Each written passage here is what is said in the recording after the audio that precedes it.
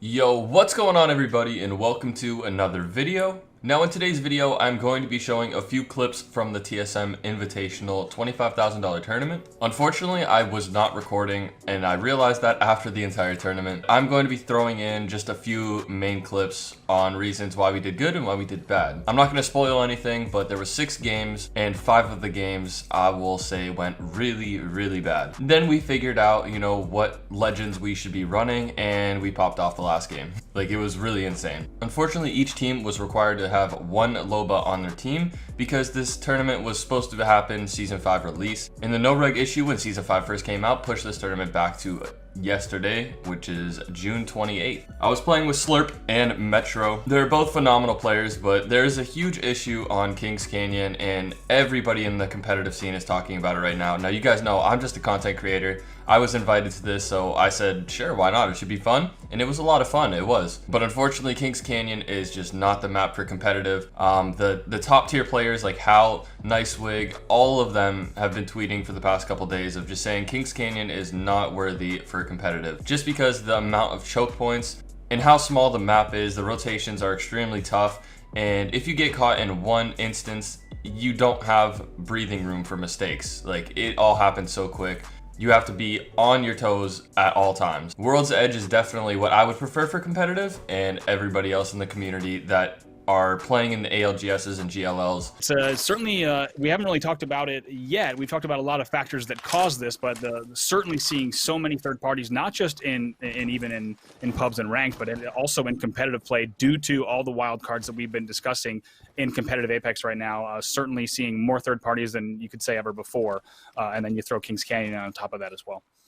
I will say I do enjoy Kings Canyon on public match, just a regular pub. But when it comes to ranked and competitive scene, to eliminate all these, RNG moments, I definitely think World's Edge is the map to go. Now that is my little rant. I do apologize. I just wanted to get everything across of how I felt about the tournament. Again, the winners were... Now if you're just a casual player, Knocked and Fun FPS, all the homies. Huge congratulations to them for winning first place. I do apologize for not having the whole thing. I literally am so upset I didn't have the whole thing so I can go over and show what went wrong. But anyways, I hope you enjoyed this video. If you do, please be sure to slap that like button. As always, let me know down in the comments what you guys think about this next rank split happening on World's Edge in a few days. I'm gonna be so excited for it when it comes out. And if you are new to the channel, I would appreciate if you would consider subscribing. With that being said, enjoy the video and I will see you tomorrow.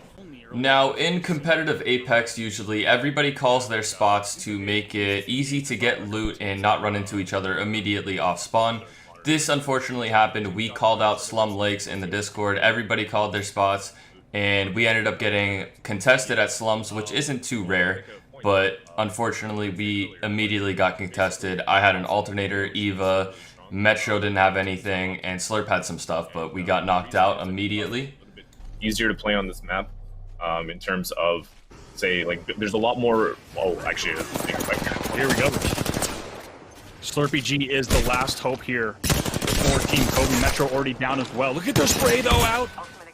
Able to get that right. And we just switched off. Not sure exactly. I'm going to go ahead and have to take a look at the feed to see exactly how that went down. And it is going to be Slurpy G that does go down in the end there. Yeah, looks like they died to Monsoon, Nocturnal, and T-Hump. So that team's going to definitely be one of those to look out for. Now this clip, we ended up landing artillery because it was free from the last game. But this time, Madness and 2 other people, I believe it was Stink and Complexity Lou, ended up landing artillery with us. We knocked 2 of them, let Madness run away, he grabbed banners, and we rotated. Then we ended up getting into this fight with Euresis' team, actually. Over in Capacitor, we had to drop down. Slurp was holding the door, and when you're on controller, you can't reload your gun unless you look away from the door. He accidentally opened the door and got Metro killed. I didn't have my bubble to pick him up, and we got knocked down. I believe that it's probably going to end north of the map. I'm thinking of this map. Girls team actually just, man, they're out for blood right now. Flies right into the dome, and now Andrew and Euresis need to work together. They will pick up the kills. That's going to be Slurpy G, Kobi, and Metro on the receiving end of that blow, and then we'll go ahead and get Girl back up. It's a good rotation. Now going into game 3, we ended up landing it's salvage because, like I said, we got kicked out of Slums and artillery, and we wanted to eliminate the 50-50 contest off spot so that we can properly, play the game, get loot, and get into rotation. And by properly, I mean the pro scene wise of playing Apex. You really want to eliminate ruining anybody's game. So we landed salvage. From the observers, it does look like the team from Mark is trying to aggress on this, but it seems like Kobi's team here looking to just get away. They don't want to do an early scuff. This area is extremely difficult to fight in because of how easy it is to third party around here. Teams can only really come from one area, and there's a lot of balloons that can get you to here. The team from Gauntlet has 2 balloons they can basically work with if they want to third party that. Obviously, you got the water treatment team. And then anyone from the other side of the tunnels. So this is a really risky place here, so I'm not surprised Kobi's team doesn't. Yeah, absolutely, and not only do they have to worry about that. Now going into what we did wrong in this match, honestly, it wasn't really our fault, and I wish I had the clip to show you guys. We ended up fighting this team right outside of labs. We had the building, we had height. Slurped at 150 on one person on blue. I did 100 on the Watson with blue, and then Metro was flanking around the right side. We end up throwing a bubble so we can just quick reset and push in there. And while Slurp was healing in the bubble, the enemy team threw a thermite right outside of the bubble. And either Slurp must have stepped out or the game messed up with the thermites and got Slurp killed, and it was done from there. Now personally, I have been hit with thermites, and I'm sure you guys have, in very weird situations. Like literally outside of the building, the thermite spark will hit me.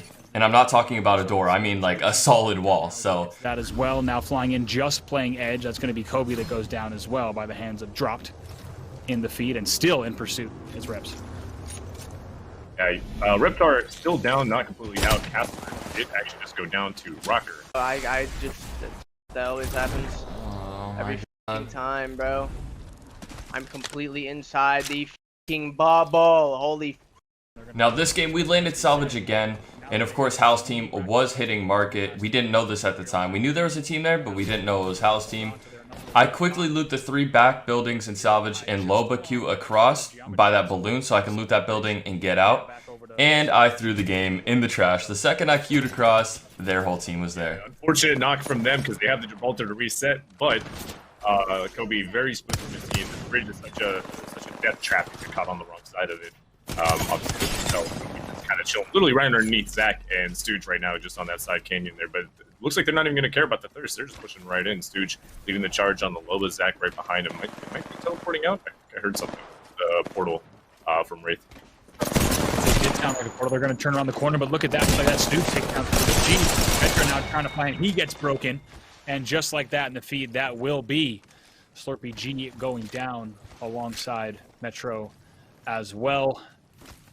Now game 5, we had absolute no hope. We just did not want to get 20th place. We were 20th for 3 games now. Awful games, terrible performance. But Slurp ends up getting a knock over here with the Kraber, and he zips across. Unfortunately, me and Metro were healing and getting to zip. We couldn't get there across in time, and he got knocked. Metro was healing, and then we get pushed up by Timmy's squad, and me and Metro are split. They rev-ult us, and that was it. Now at this point is where we absolutely popped off and got 3 times more points we had in 5 games in 1 game, which ended up pushing us up a lot of placement, and we did not end off at 20. And this is the game that we popped off in. We ran Rev, Caustic, and Loba, and we did not run this legend group at all the whole tourney. And I kind of wish we did, because we probably would have been top 5, because we absolutely fragged in this game. And he was saying, you know, there is no doubt that there's just simply a sheer amount of really well-known and very talented players in this. Oh, absolutely. I mean, just look at that list. I mean, you have Monsoon on there, Albert Lilly, obviously one of the most talented players in the league. Nicewig just recently won a tournament.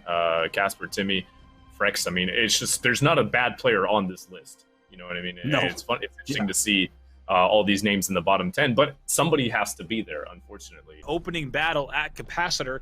And like you said, when the drops change that late in the game, could be a difference maker. Also, they'll get the charge tower as well and win that battle. But damage coming in there as well. Looks like Thermite's coming in, so we'll have to see exactly who that is applying pressure as Aberlele gets a little bit of height, but immediately gets shoved down, and he is going to have to queue out as well. Yeah, I mean, obviously we're having a bit of a scuff here. Teams wanting this Capacitor spot really, really bad. Aberlele seems looking really, really low here. It's going to be hard for them to reset, but especially with being a little bit split, they're kind of playing solo. Aberlele not going down without a fight at least. Absolutely shredding, but unfortunately it's not enough. And as 3 left are going to they're going to go for the blue armor on Albrelli and probably just end up. Actually, Rocker picked up the kill on We the People, so we're not even done yet. There's still another team here. We are not done. That's going to be Team Reps that we talked about, who's in that third place spot right now, who's now challenging as well as they see a third party opportunity right away. It's actually going to be Kobi who's exchanging backs. That's going to be now Reps who goes down in that bubble. They weren't ready for that now. Rocker gets another kill. Also, Kobi picks up another one on Seagull. So I think it's just up to Reps here for Team Reps. This would be massive if Reps was able to clutch this first game, but it's going to look really unfortunate. They picked up a couple kill points, but they weren't able to, unfortunately, keep on. That's going to be it for Team Reps. Loba dead, Loba dead. Loba full killed. Took care of that. Behind me, behind me, behind me. Half crack, 50 crack, 50 path. Get blue. Gibbs bubbling. No, top 77 ball. Gib. 77. Gib weak. Gib super one. Gib super one. Please, please, please get that. Dead. Nice, nice, Dead, nice. dead, dead. Healing, heal. Get out of here. Winning third is like a distance. Be looking to have to make a big rotate. They might run into Hal's team here, though. They have to get kind of see what happens. Actually, that's going to be the portal of Nox team. A big break. They're coming in through the Revenant ult. Take a look at that. Some damage going down. Now finally able to dodge around that ult for just a second. That's going to be Draynilla that in the end goes down. Metro's still here in death protection. That's Draynilla going down, so they're already going to be shorthanded here. You know, Hal immediately has seen that, or Zach. They're both pretty loud. They're immediately seeing that in the kill feed, and they're thinking, all right.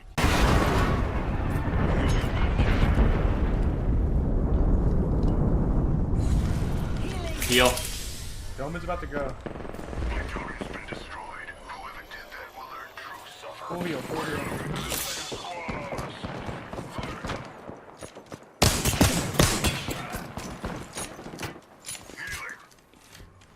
We might have to fight this team over here. I need more cells or Now this was the final fight. We got top 6 and 11 kill points, which ended up literally putting us from 20th to 13th place, which if we ran these legends the entire tournament, who knows what would have happened? Would it still end the same? Who knows? But I learned from this tournament. I haven't played a placement tournament in over 7 months. The first code red, that's literally so long ago. And I haven't played in a kill race in like 6 months. So I definitely need to figure it out a little bit more. Playing with Loba made the comp extremely hard. But at the end of the day, I mean, I didn't get 20th, so I'm happy. I could have played better, yes. The whole team could have played better. But the last game, our comms were on point. Everything was flawless. It just goes to show that anything can happen in these tournaments. So I hope you guys did enjoy this video. Thank you so much for watching, and I will see you tomorrow.